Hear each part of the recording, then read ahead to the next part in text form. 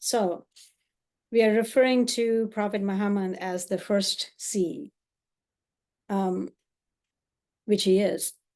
And now that we know the writings, therefore is Moses and Christ and Abraham and Noah and Baba and Baha'u'llah and Krishna and Buddha and so forth. It's the reference to the manifestation of God. It's one and the same manifestation that comes at each age, right?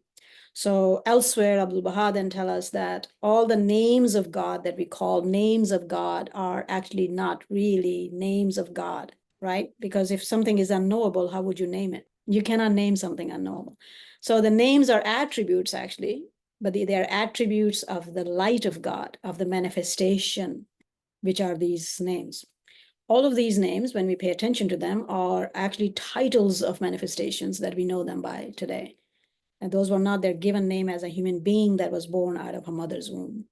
These are titles and they mean things. So their derivative, Muhammad, Mahmud, Ahmad is all derivative of, it means the one who's praised. Remember how the Muslims will say today, or they've been saying that for long centuries, that the Bible had told that Muhammad was coming and they erased his name, therefore they can't recognize him, right?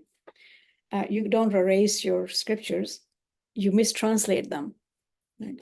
So I invite you to read the Psalms of David and see how many times the name praised one is used there. But that he was speaking Hebrew, he wasn't speaking Arabic, so it would be a different word.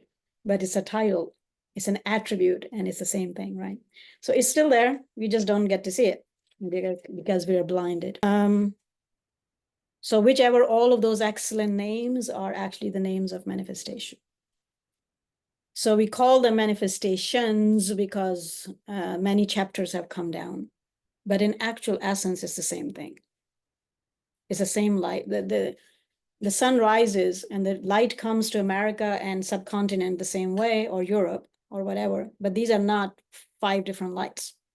For us, they are on the ground. It's day in Europe, it's day in America, it's the European sun, American sun, or whatever sun, but in essence, it's one sun, it's one light that is shedding on the whole globe every day. And it shines all the time. And so through the writings, we understand that that light is never withheld because of our limitation, same as the earth's limitation do bring night because the earth turns its face, not the sun. We too get through those periods of darkness from manifestation to manifestation, but the light is always there. The word is always there, right? So only through my word, when we understand this, then all of those verses make perfect sense. Only through me makes perfect sense.